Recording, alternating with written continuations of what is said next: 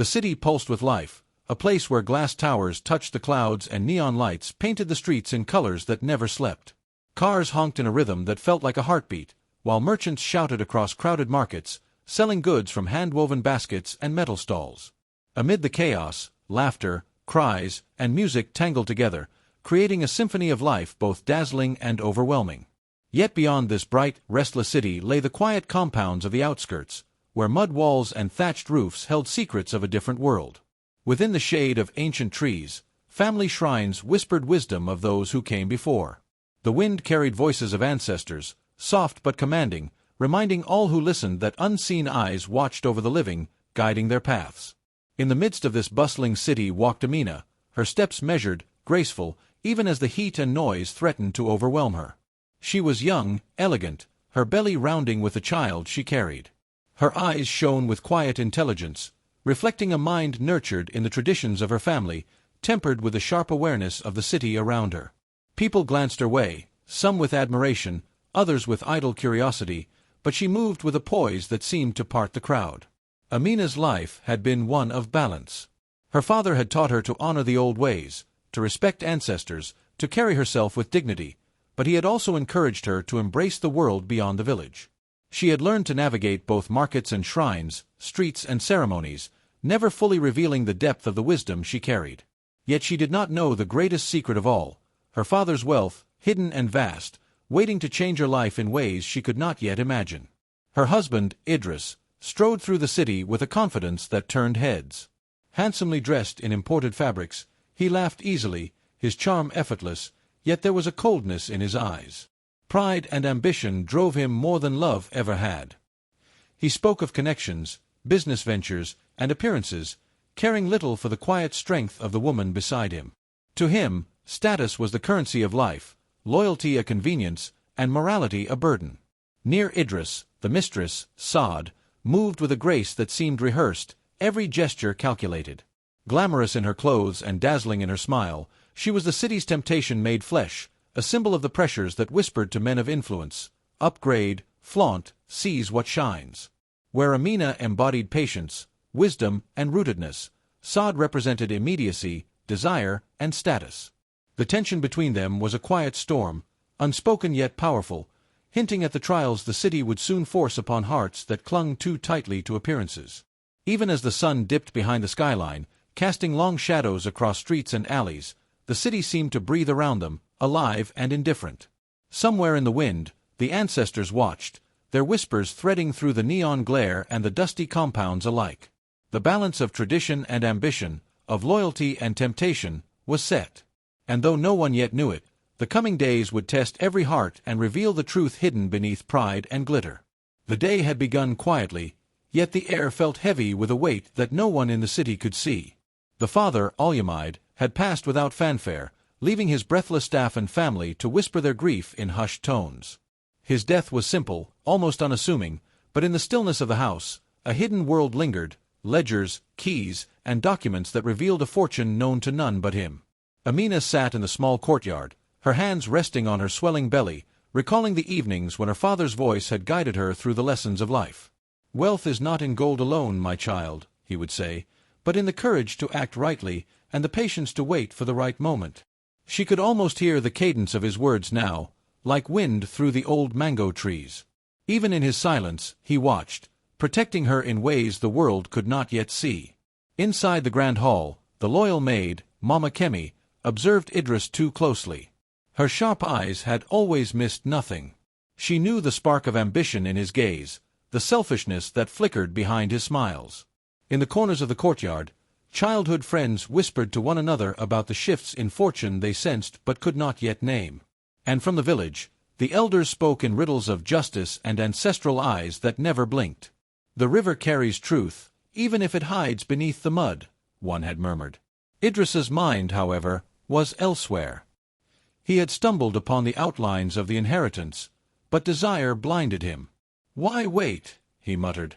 "I can claim what is mine now. She is with child, yes, but the world does not reward patience. It rewards action." And so, without a second thought, he summoned the town crier and declared the divorce. Amina's name, once spoken with love and respect, now echoed through the city streets with shame. The ceremony that followed was glittering and ostentatious. Sod laughed easily, draped in silks that caught the sunlight like liquid gold. The crowd, ever eager for spectacle, whispered, watched, and gossiped. Mothers clutched their children closer. Men nodded knowingly at Idris's success. Yet beneath the applause, shadows lingered, the subtle glances of those who remembered honor and fairness, who sensed the quiet eyes of ancestors observing every misstep. Amina walked alone through the same streets that had once celebrated her union. Each step was heavy, not from fatigue alone, but from the weight of betrayal and public humiliation. Whispers followed her, some cruel, some sympathetic, but all piercing. She felt the sting of injustice, yet beneath the pain, a seed began to grow. In her chest, where sorrow should have resided, a spark of resolve flickered. She remembered her father's words about patience and wisdom, about waiting for the right moment to claim what was hers. Even in her quiet grief, the unseen forces stirred. Leaves rustled in unnatural patterns, birds circled with piercing cries, and the air seemed to hum with an invisible attention. The city, so full of life, seemed to pause for a moment, as if the universe itself had taken note of this injustice. Somewhere deep within, Amina felt a calm assurance, a sense that the scales would right themselves and that she would endure, not only for herself but for the child she carried and the legacy her father had left hidden. The streets of the city buzzed with life, yet Amina felt each step as though she were walking through a storm. Her hand rested over her swollen belly, not for comfort but as if to shield herself from the silent judgment surrounding her. Whispers brushed past her ears like dry leaves in the wind. "Did you hear? She's alone, pregnant, after what he did." Some voices were cruel, others curious, yet all carried a weight that pressed upon her heart. Mothers clutched their children closer, and men nodded knowingly, as if reading a story already written. She clenched her jaw, fighting tears, the sting of humiliation blending with anger. "Let them talk," she muttered softly, her eyes burning. "I will walk with my head held high, even if the world sees me as less than I am." Each step through the crowded streets tested her resolve, yet beneath the fear and shame, a small ember of strength began to glow, waiting for the right moment to catch flame. Meanwhile, Idris moved through his own world of applause and admiration. Draped in silks and adorned in jewels that caught the sunlight, he smiled widely, flaunting his new marriage with Saad by his side. "Look at us," he said to her, voice smooth as silk. "Everyone envies what we have." Saada's laugh rang like bells, subtle encouragement in her eyes urging him to indulge further in his pride. Their wealth dazzled the city, masking the hollow arrogance beneath. Yet cracks began to appear in the veneer. A rival dismissed a deal with a smile too sharp, a friend's eyes lingered with doubt, unnoticed by the overconfident husband. The stage for justice was quietly being set. Amina, however, sought guidance beyond the crowded streets and the noise of gossip. In the shadowed corners of a quiet compound on the outskirts, she knelt before the village elders, incense curling around her in delicate spirals. The elders' eyes, deep and knowing, bore into her with unspoken questions. "Child of Alyamide," one whispered, his hand steady on ritual beads, "the path before you is tangled, but your ancestors have not abandoned you. Look to the hidden, and you will find strength." Another passed a small bundle of herbs, their scent sharp and grounding. Patience, courage, and wisdom, they chanted in low tones, their words threading through the air like ancient music. Amina felt it in her bones, the unseen hands of the ancestors watching, guiding, shielding. Meanwhile, Idris began to notice slight disturbances in his once perfect world. A deal faltered over a miscalculation he had ignored, a friend hesitated in offering support, and whispers of doubt crept into gatherings he once commanded. Saad tried to smooth over the tension, but her smiles began to falter, and even their lavish parties could not mask the underlying fractures. Each small setback was a drumbeat of poetic justice, a reminder that arrogance and greed rarely stand unchallenged in a world that honors balance. Outside, the city itself seemed to respond to the unseen tides of fate. An eagle circled high above, its cry slicing through the hum of traffic and chatter, a sentinel watching over those who dared wrong and those who suffered. Storm clouds gathered unexpectedly, winds tossing leaves across the streets in sharp patterns, and that night, Amina dreamt of ancestral voices, whispering caution and promise. "The scales are turning," they murmured. She awoke with a quiet certainty, a sense that the universe was speaking, that patience, resilience, and moral strength would one day bring justice not only for her, but for the child growing within her. Amina sat quietly in the small courtyard of her late father's compound, the city noise barely reaching the thick walls. The sunlight fell gently on her face, yet her mind moved faster than any eye could see. Each whisper she had heard, each glance of judgment, was catalogued in her memory. She observed the comings and goings of neighbors, the subtle shifts in behavior from those who had once appeared loyal. Every action became a lesson, every slight, a clue. "I must learn," she murmured, brushing her hands over her belly. "I must see clearly, not rush, not falter." The elders had spoken of patience, and the ancestors' whispers seemed louder now, guiding her thoughts. She began to map out quietly how she would reclaim what was hers, not with anger, but with wisdom and timing. Days passed in careful observation. Letters arrived, conversations were overheard, and even the city's harsh gossip became a tool.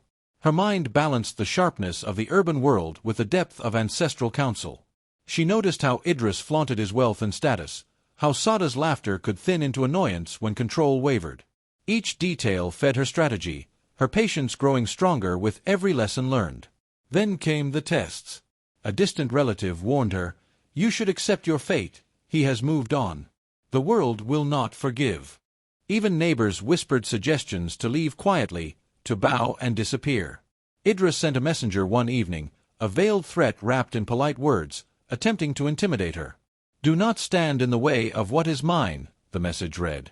But Amina's eyes were steady, and her lips pressed into a determined line. "The ancestors did not protect me for me to bow to fear," she whispered. Each attempt to sway her only solidified her endurance. Humility became her armor, integrity her shield. She had learned that true power lay not in revenge, but in the quiet strength to outlast temptation and deceit. In the city, the contrast between her growing resolve and Idris's unchecked greed became apparent. Gossip swirled about his lavish parties, his new influence, and the envy he inspired, yet cracks appeared. Deals faltered when his arrogance led him to underestimate others. Sada's manipulation could not cover the tension growing in their social circle. Amina, in contrast, grew invisible yet potent, a figure whose calm patience was already shaping outcomes. The first taste of justice came quietly. A business partner withdrew support at the last moment. An alliance once assumed solid now wavered. Social whispers hinted at doubt. Idris frowned in confusion, unable to understand why fortune no longer bowed to his will.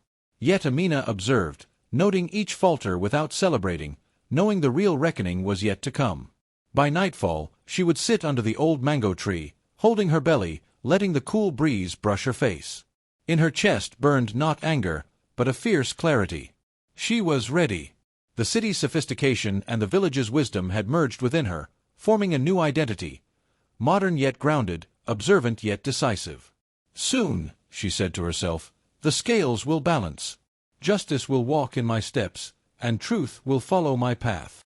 The stars blinked above, as if acknowledging her promise. And somewhere in the rustling leaves, the ancestors whispered again, "We are with you, child. The time approaches." Amina's hands trembled as she unfolded the thick, leather-bound envelope her father had left hidden behind a carved wooden panel in the study. The city's noise outside seemed to hush, as though the walls themselves held their breath. She read the words, each line a testament to her father's wisdom. She was the sole heir to his hidden fortune. Gold, properties, and businesses lay in her name, wealth unknown to the world until this moment. "It is as he always said," she whispered, eyes wide with shock and awe. "Even in death, he watches over me." Her heart swelled with both relief and disbelief. The father who had taught her patience and integrity had left her not only a legacy of material wealth but a map to moral victory. The revelation was not just money, it was proof that hidden truths, like seeds, can flourish at the right time, as the ancestors had long foretold. Word spread quickly. At the city hall, Idris laughed openly before the crowd, showing off Sada's jewels and the silverware he had acquired in her name. But when Amina appeared with the papers, the air shifted. This is impossible," he stammered, his confident mask cracking. Neighbors, friends, and community leaders leaned in, murmuring judgment. "Greed has blinded him," whispered an elder. "And now truth rises." Idris's arrogance, once so dazzling, faltered under the weight of public scrutiny, while Sada's laughter stuttered, revealing the fragility behind her glamour. Outside, a sudden storm erupted. Rain lashed the streets, and a lone eagle cried sharply from the darkening sky. Amina remembered the elder's words and felt the familiar whisper of her ancestors. "Fear not, child. Justice walks with you." The storm shielded her from intimidation, the universe itself aligning with the rightful heir. Idris and Saad recoiled, powerless against forces they could neither see nor understand. In the gathering crowd, Sada's confidence dissolved. Hands that had once fanned her silk dress now twisted nervously. I did what I thought was right," she stammered, but the words fell flat. The city saw through the veneer of wealth and charm, witnessing a woman whose scheming could not withstand the scrutiny of morality and ancestral eyes. Her mask, once flawless, had cracked. Idris attempted one final assertion of dominance, stepping forward with a sneer. "Do you think these papers change anything? I am your husband, your child's father. You will obey." Amina lifted her head, her voice steady and commanding. "You have betrayed love, honor, and family. The ancestors have guided me, and society will not condone your greed. You are exposed, and your power ends here." The crowd murmured in agreement, whispers turning to nods of approval. Fear melted from her chest, replaced by a fierce strength. Betrayal met its reckoning, not with swords or violence, but with calm authority, ancestral guidance, and moral justice. Idris's eyes darted around, searching for an escape, but the truth had already claimed its place. Amina stood tall, her dignity restored, her child safe within her, and the city bore witness. Pride and greed may rise, but integrity, patience, and ancestral wisdom endure. Amina stood at the center of the family compound, her hands resting protectively on her swollen belly. The city's noise, cars honking, market cries, and distant chatter, felt distant, like a fading memory. Around her, neighbors, friends, and village elders had gathered, their faces a mix of awe, respect, and quiet acknowledgement. She drew in a steady breath, feeling the pulse of the ancestors whispering through the leaves of the old mango tree overhead. "You have endured," their voices seemed to say. "Now, claim what is rightfully yours." Idris tried to step forward, his arrogance still clinging to him like a tattered cloak. "Amina, this changes nothing," he barked, but his voice faltered against the weight of the crowd's judgment. Saad, too, looked around nervously, her carefully cultivated glamour failing to mask the fear that now gripped her. Amina's eyes swept the faces before her, calm, steady, and filled with moral authority. "I am the heir of Olyamide," she said, her voice ringing clear. "Not because I sought power, but because my father's wisdom and the guidance of our ancestors have chosen what is just. Your greed, your betrayal, and your deception have no place here." A murmur ran through the crowd. The elders nodded solemnly, and the community, once silent or judgmental, now acknowledged her dignity and strength. Even the city streets outside seemed to shift, the hum of life softened, as though the world itself recognized the turning of the scales. Her honor restored, Amina felt the swell of power, tempered by patience and humility, filling her from within. With the will in her hands, she formally took control of her father's inheritance. Each document signed was a symbol, her life reshaped, her family's legacy restored, and the promise of her child protected. She moved through the compound with grace, blending the wisdom of her village upbringing with the confidence of a modern woman who had navigated the city's treacherous currents. Every glance at the ancestral shrine reminded her that wealth and status mean nothing without integrity and moral grounding. Idris, meanwhile, felt the sting of his own choices. Deals he had once controlled slipped through his fingers. Business partners turned wary, alliances strained, and the public no longer admired but questioned him. He felt the gaze of the community and the invisible eyes of the ancestors alike. "I was blind," he muttered to no one, the pride that had carried him now replaced with a bitter weight of disgrace. Sada's attempts to console him faltered. The truth of their greed and superficiality had been laid bare for all to see. The city bore witness to moral vindication. Amina's triumph was not just in wealth reclaimed, but in the restoration of honor, the affirmation of ancestral guidance, and the proof that patience, resilience, and integrity prevail over betrayal and superficial power. The streets, the compound, and even the whispers of the trees seemed to echo the lesson: the just will rise, and the corrupt will fall. Amina smiled softly, feeling the warmth of the sun and the protective gaze of her father's spirit. She had endured, she had waited, and she had claimed her rightful place, not just as an heiress, but as a woman who embodied wisdom, courage, and moral victory. Sada's steps faltered as she emerged into the city square, her high heels clicking nervously on the polished stone. Once admired for her glamour and charm, she now felt the sharp sting of whispered disapproval. Faces she had once captivated with smiles and laughter now turned away. "She has no honor," murmured a neighbor. Greed never hides from the eyes of the community or the ancestors. Even those who had envied her beauty and cunning now stepped back, leaving her isolated amid the harsh, judgmental gaze of the city. Idris tried to comfort her, placing a hand on her shoulder. "It's only a mistake. They will forgive us," he said, but his voice carried no conviction. Around them, the weight of truth pressed heavily, and the crowd's silence spoke louder than any words. Sada's manipulation, once subtle and dangerous, now lay bare. Every charm, every whispered lie, dissolved in the harsh light of public scrutiny. Amina, holding the leather-bound will, walked past them calmly. Her eyes glimmered with quiet authority. "The ancestors watch over what is just," she said softly, almost to herself, but the crowd heard. Every gesture, every whisper confirmed that integrity and patience were the true measures of power. Greed and deceit, no matter how polished, could not escape the moral balance that governed the city, the family, and the unseen eyes of those who came before. With her inheritance secured, Amina turned her attention to honoring her father's memory. She invested in the village that had shaped her, rebuilding schools, supporting families in need, and creating spaces where children could learn the traditions he had cherished. Her unborn child would grow knowing a world guided by justice and moral courage. Elders blessed her efforts, saying, "You have walked the path of the righteous. The ancestors smile upon you." On a warm evening, the wind carried the soft rhythm of drums through the streets and compound. Ritual fires glimmered, and the villagers gathered to celebrate the restoration of honor. Amina felt the presence of her father and ancestors in every flicker of flame, every ceremonial chant. "Your patience and courage have restored balance," whispered a voice in the rustling leaves, unseen but deeply felt.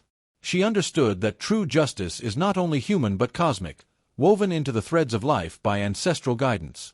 Slowly, bonds that had been strained began to mend. Loyal friends returned, elders offered counsel, and neighbors once skeptical now greeted her with respect. The city watched as family, community, and moral order were restored.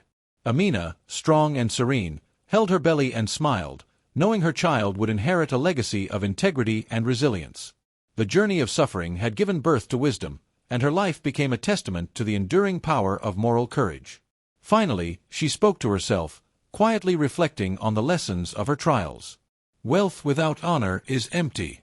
Betrayal may tempt the soul, but only patience and integrity endure. True strength comes not from power alone, but from standing firm when all else falls away." The words carried through the evening, echoing the oral traditions of a land. A story told so that future generations would remember the value of resilience, ancestral guidance, and moral clarity.